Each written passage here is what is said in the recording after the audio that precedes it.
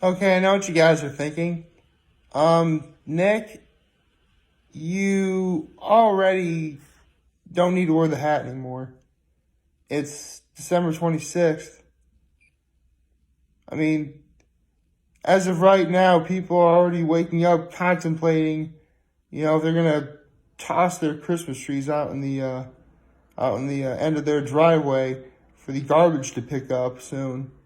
And yeah, you're right.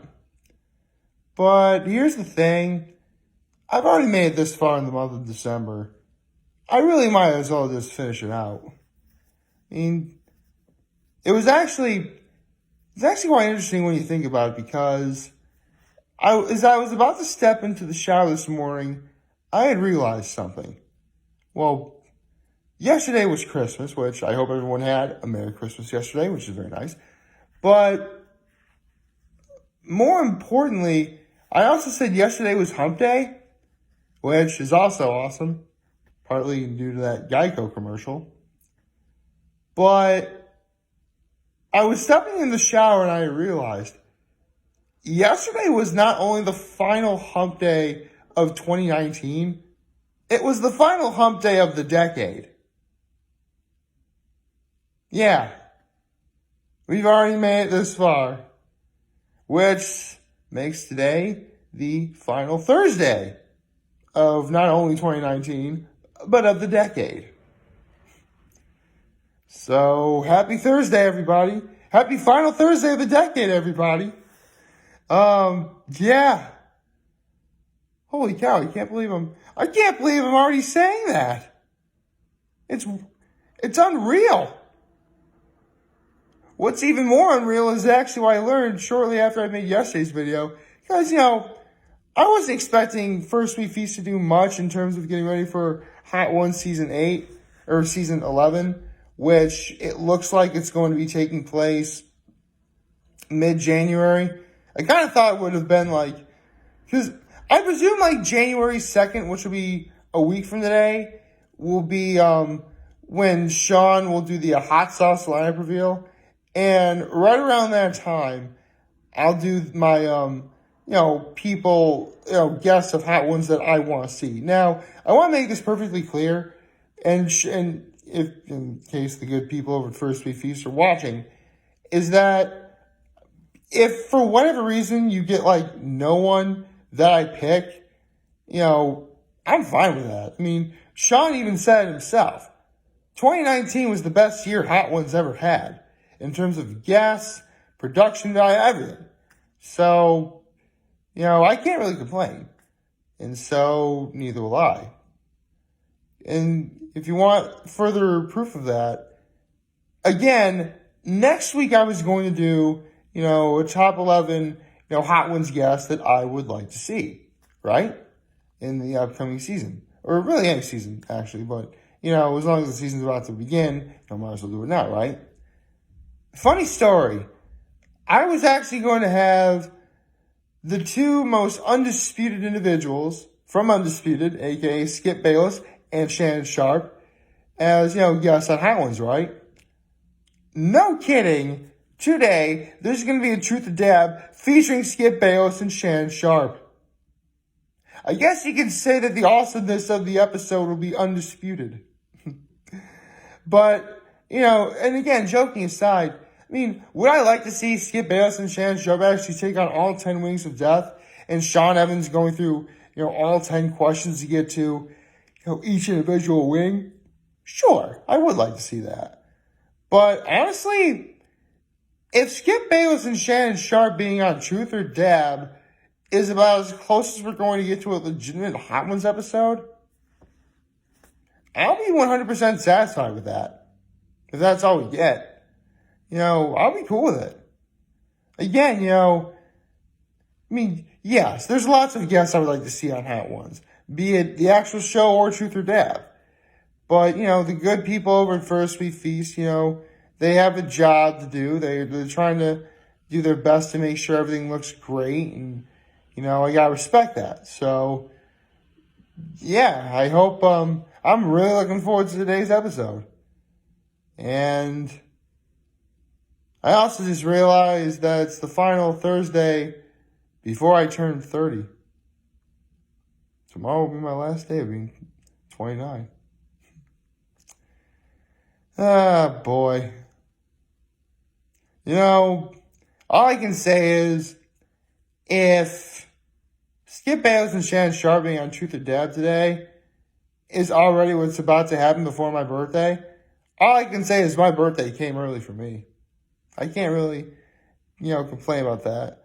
I also can't really complain about the festivities. Yesterday, I had a wonderful day yesterday with the family. So, funny story. We go over to brunch at a friend of the family's, right?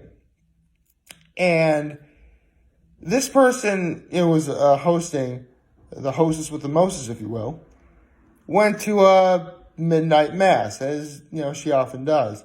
But because of that, she not only slept in, it was around noon when the party was about to begin, and a lot of the stuff wasn't even ready yet.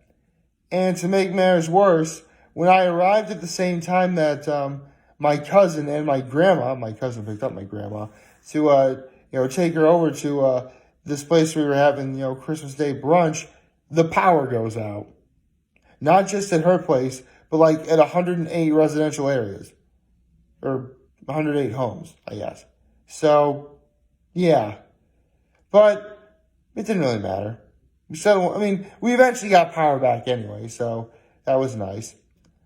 But, me, I was as happy as a clam to be surrounded by family because I love my family that much. I actually met my baby cousin, Declan, which is really awesome.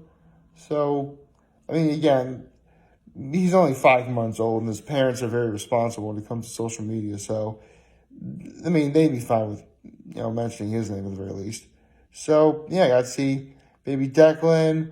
I got to see baby Oliver. I got to see Oliver, Eli, and Hudson. They're all, they're boys. They're going to be rambunctious on Christmas. So, take that aside. It was wonderful all seeing my family. And after that, I got to go. Actually, speaking of yawning, that segues into what I was about to say. And that is, I got to go see my nephews yesterday. And they were taking a nap, which, as long as I got to see them, that was nice.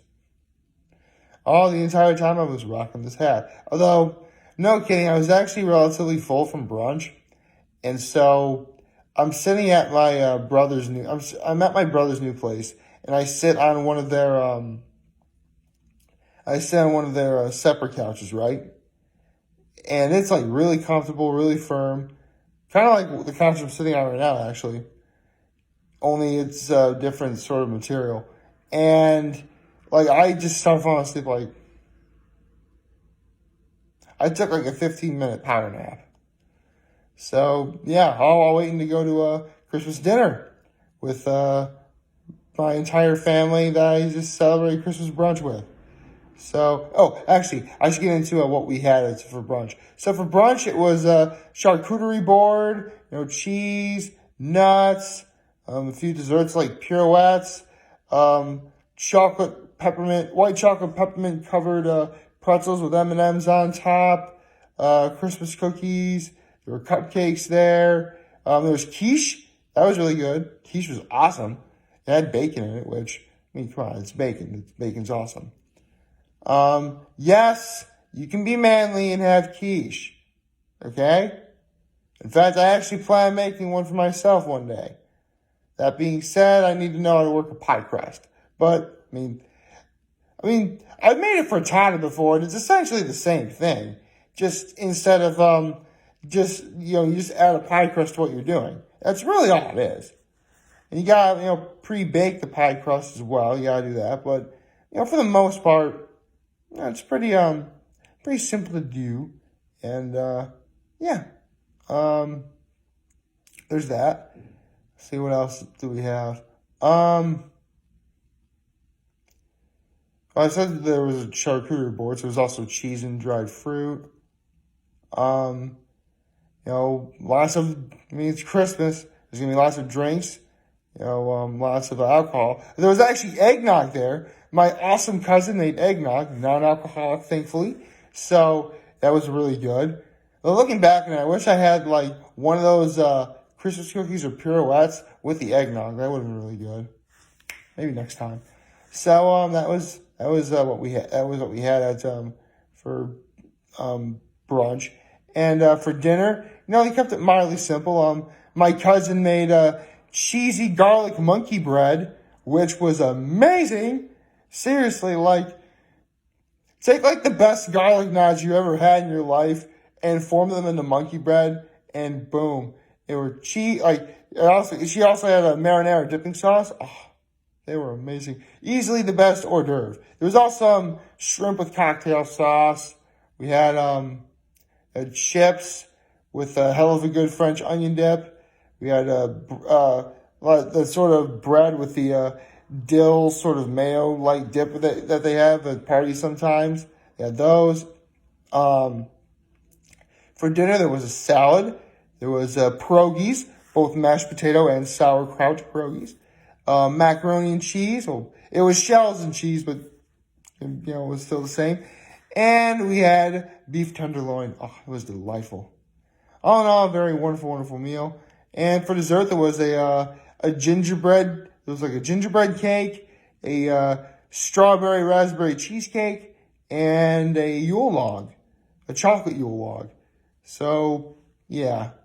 So yesterday was filled with food, fun, family memories, all that stuff. And I loved it ever so much. I was definitely in my element yesterday. So, to all my family who's watching this right now, I love you all. Mwah, love you all. And, I hope everyone had a wonderful Christmas yesterday. Not just my family, though, even though I am talking about my family right now, I hope everyone did have a Merry Christmas yesterday. That is also very awesome. So, another thing I was actually thinking about is this is also the final football weekend of the decade. Yeah, this is week 17. And that means that for the most part, the playoffs will be decided this weekend. So you can bet I'm already working on the top 11 Super Bowl matchups that I want to see. Look forward to that. Although I'm also trying to lay down some ground rules, which I actually have the ground rules picked out. I can explain what the ground rules are. Because there actually is going to be some ground rules to when I make my top 11 Super Bowl matchups I want to see. The first is you actually have to make the playoffs. If through all the odds you are one of the 12 teams that are in the playoffs at the time that I make that video, you're eligible to be on the list, which is awesome. The second rule is it actually needs to be a Super Bowl related matchup. What does that mean? There needs to be a team from the NFC and the AFC that makes the Super Bowl. Okay? A third rule is, yes, while there will be, multiple iterations of the same team, they're not going to take up the entire list. I'm not going to do that. Because the Patriots are in the playoffs. Let's use another example. I can't have 11 picks of being the Patriots. That's physically impossible because there's only 6 teams in the NFC. I can only have 6 potential teams against the Patriots in the Super Bowl. So there's that. And finally, there needs to be some significance involved for when I make my picks. I mean, yes, I could easily pick a random team from the NFC that makes the playoffs and a random team from the AFC that makes the playoffs to represent both sides in the Super Bowl. But I don't necessarily want to do that. The teams and matchups that I pick actually have to have some significance to them. Because for all intents and purposes, all 12 teams that are making the playoffs are storied. And some of their stories involve lots of heartbreak. And you can bet that the NFL is going to try and cash in on that. So if anything, I'm facilitating that. Not that I'm not making any money off it. It's just fun, nice ideas. So, with that being said, look forward to that video. Look forward to today's episode, Hot Ones. And I would say look forward to the chapter reaction tomorrow, but we're not getting one. Yep, the next chapter of One Piece is coming out on January 6th, making chapter 966 the final chapter to not only come out of 2019, but of the decade as well. The 2020s are when One Piece is supposed to end. Let's see if that actually happens. For that matter, if chapter 966 was the final chapter to come out in 2019, nay, this entire decade, I'm not going to complain. Like, favorite, share, hit that subscribe button, follow me on social media, as well as you guys on YouTube. I'm very humble I made this video for all of you guys to watch the show today. I hope you all have a wonderful, wonderful, wonderful final Thursday of the decade. And remember, you guys know we're talking chat. I'm always going to be here to lend an ear. I'll always have your back. Take care and make good choices. Hope everyone had a Merry Christmas. And let's get ready for the new year. Make good choices, by the way. See ya.